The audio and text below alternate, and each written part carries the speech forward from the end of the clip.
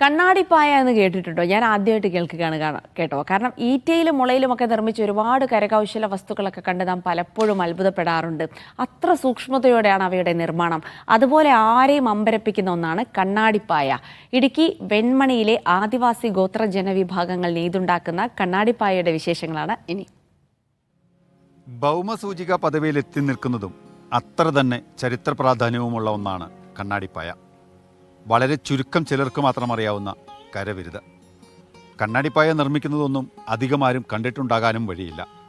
എന്തായാലും ആ കാഴ്ച ഒന്ന് കണ്ടുവരാം.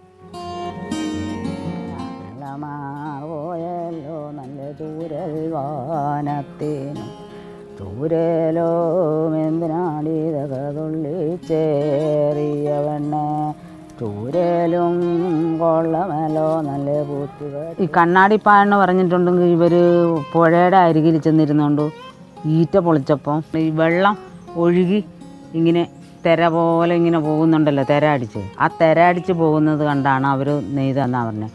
ഈ കണ്ണാടി ഇങ്ങനെ റൗണ്ടിൽ വരുന്നത് എങ്ങനെയാണെന്ന് പറഞ്ഞിട്ടുണ്ട്. ഈ വെള്ളത്തിന് ചുഴി ഇങ്ങനെ കറങ്ങി ചുഴി വരുന്നുണ്ട്.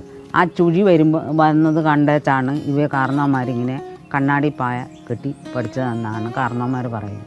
പുൽപ്പായ, തഴപ്പായ എന്നിവയിൽ നിന്ന് വ്യത്യസ്തമാണ് കണ്ണാടിപ്പായ.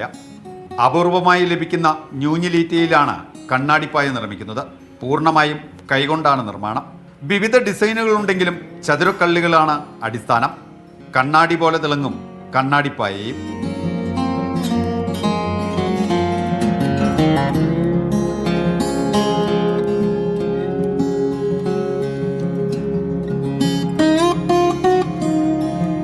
ഊരാളി, മന്നാൻ, മുതുവാൻ, കാടാർ വിഭാഗങ്ങളിലുള്ളവരാണ് പ്രധാനമായും കണ്ണാടിപ്പായ നിർമ്മിക്കുന്നത്.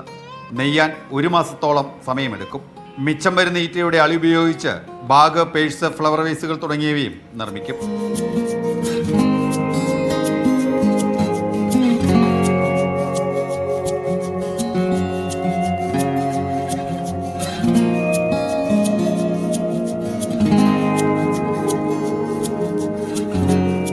ആറടി നീളവും 4 അടി വീതിയുമുള്ള കണ്ണാടിപ്പായ ഒരു കൈവണ്ണത്തിലുള്ള മുളങ്കുഴലിൽ ചുരുട്ടി സൂക്ഷിക്കാമെന്നതും പ്രത്യേകതയാണ്. പണ്ട് കാലത്ത് രാജാക്കന്മാർക്ക് കാണിക്കയായും നൽകിയിരുന്നു. വലിയ പായയ്ക്ക് 30,000 രൂപ വരെ വിലയുമുണ്ട്.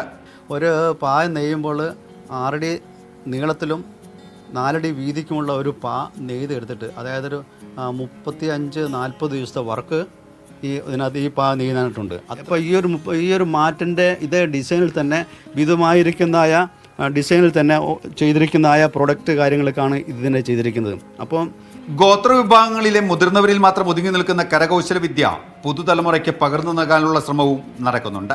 കേരള ഫോറസ്റ്റ് റിസർച്ച് സെൻ്ററൊക്കെ നമുക്ക് കൂടിയിട്ട് അവരുടെ സഹായത്തോടു കൂടിയൊക്കെയാണ് നമ്മളിപ്പം ഇത് മുമ്പോട്ട് കൊണ്ടുപോകുന്നത്.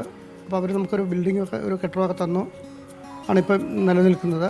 ഈ കരകൗശല വസ്തുക്കൾ എന്ന് പറയുമ്പോൾ നമുക്കത് ഈ കുടുംബശ്രീ, അതുപോലെ പഞ്ചായത്ത്, KFR ഒക്കെ നമുക്ക് ട്രെയിനിങ് തന്നിട്ട് ആണ് നമ്മൾ അത് ഞങ്ങൾ പഠിപ്പിക്കുകയും ഈ സൊസൈറ്റിയുടെ കീഴിൽ ഒരു 23ഓളം തൊഴിലാളികൾ നിലവിലുണ്ട്. മികച്ച പരിശീലനത്തിനൊപ്പം വിപണന സാധ്യതയും ഒരുക്കിയാൽ ഗോത്രജന വിഭാഗങ്ങളുടെ ഉന്നമനത്തിന് അത് വഴിയൊരുക്കുമെന്ന കാര്യത്തിൽ സംശയമില്ല. കാരണം ഇവർക്കിത് ഈറ്റയും മുളയും ഉപയോഗിച്ചുള്ള ഉൽപ്പന്നങ്ങൾ മാത്രമല്ല, സംസ്കാരത്തിൻ്റെ ഭാഗം കൂടിയാണ്. ഇടുക്കിയിൽ നിന്ന് സിജോ വർഗീസ്, മീഡിയ 1.